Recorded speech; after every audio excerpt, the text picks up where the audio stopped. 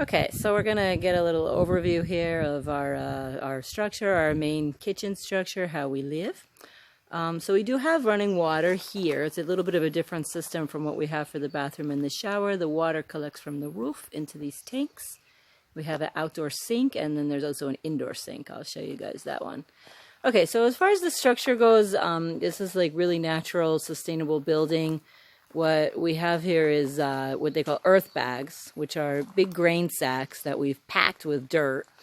Pack them in really hard until they turn into huge bricks. They're stacked on top of each other, and then they are covered with this really beautiful, like a mud mortar plaster. It's not cement. It's just made with clay, sand, lime, with like a pulverized limestone, and I put a little bit of clay that I find here on the land, a pink clay to tint the paint. So it's natural, really nice. Because you're going to notice, right? So we have 8 acres, 7.5 acres of land here.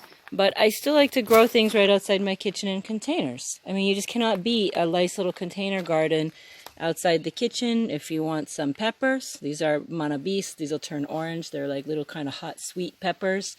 We've got some onions growing in here with some scallion greens. Beets that I stick in the soil just to get the greens to come up.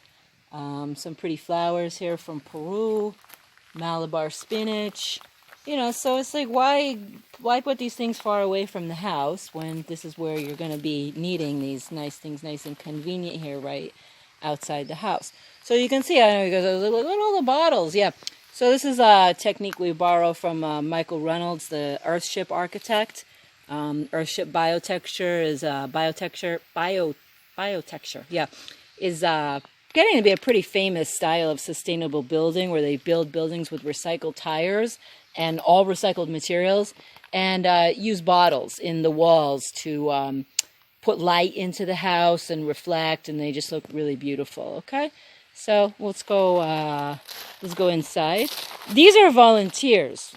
These were from papaya seeds that just got thrown on the ground, and they have volunteered themselves. So now I actually have these beautiful papaya trees growing right outside the kitchen. This was purely by accident.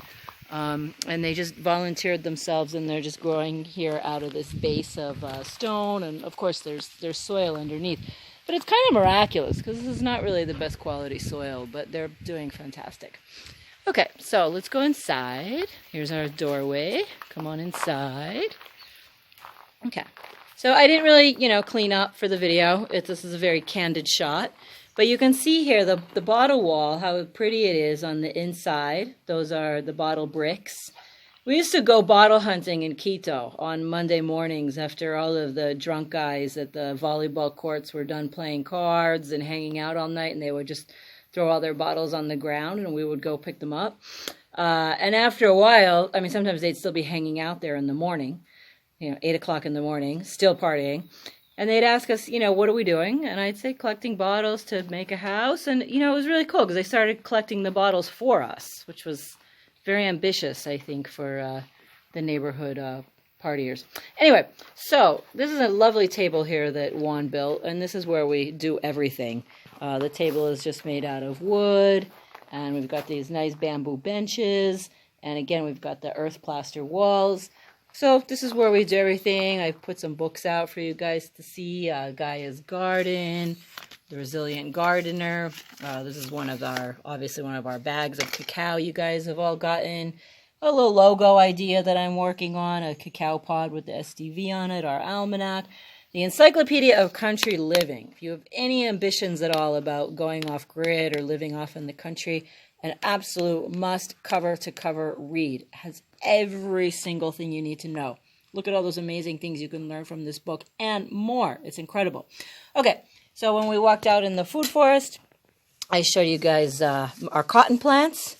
Yeah, and like I said, Juan, he made this nice pillow. We have this nice fabric here, and we're little by little stuffing it with natural, lovely, puffy cotton. It's really beautiful. Nice and soft. So, I mean, that's about as ambitious as we've gotten with the cotton so far. But, hey, it's something, right? Okay, because that was a gift. We got these cotton seeds as a gift. We started growing it, and yeah, so we're just, stuffing pillows to get started. Okay, so let's look at a little bit here at the structure again. So we have a lot of people ask me questions about this. So let me see if I can, here's a better light. Okay, so up here we have a loft that Juan made just with boards. And we used to sleep up there before we built our other structure, our other house where we sleep now. But there's a ladder that goes up and we sleep up there. Okay, so here's what's going on with the structure. So we have the earthbag walls outside, but they aren't really holding up the structure. What's holding up the structure are 8, because it's an octagon, 8 supports going around in the shape of an octagon, all about they're 2 meters apart. Okay? And from those 8 supports, those 8 support beams, okay, then we have the horizontal bamboo vigas, okay? I think beam means vertical and viga means horizontal. I'm not a builder or an architect. I'm kind of on the fly here, but I'm pretty sure that's what it's getting. So we've got 8 beams to support, and then we've got 8 vigas, horizontals, that go from the external supports here, right, to the center, okay, to the center support structure. And then, okay, that center pole, the center pole is very important. It's buried very deep into the ground. And the center pole, it extends all the way up to the roof, yeah? And then we have those 8 more, okay, beams coming down to the vigas where they join, that's called a fish mouth cut. That's if you're going to build with bamboo. It's really important to learn. Everything you do with bamboo is based on the fish mouth cut because it looks just like, see, like the mouth of a fish. It's curved like that. And one piece fits into another like a big jigsaw puzzle. There's not a whole lot of hammer and nails that goes on with bamboo. It's more about fitting things into each other like a puzzle. So we've got those 8 supports on the outside, 8 beams, 8 horizontal vigas, and then 8 diagonal beams that are holding up the roof structure. So that gives you an idea of how it works. And then the pretty earthbag walls with all the bottles and everything, that's just infill. I mean, you can build a whole house out of earth bags. People do it and just put the roof on top of the bags. They're strong enough for that, but that wasn't our strategy. This building has been through 3, I'd say medium-sized earthquakes, between a 4 and a 5 on the Richter scale. You can watch it shake and shimmy and dance around, and then it settles down and everything's fine. You're probably looking at this cute little thing in here, wondering what this is. This is my cob oven. I actually built this. I'm not much of a builder, but I did the oven, and I did the walls. So Juan does all the major carpentry, and I do mostly like the infill work. So anyway, so we've got a mortared stone base, really pretty. I had some volunteers come and help me with this. It's filled in completely with gravel, so it's very solid. And then it's topped off with bricks.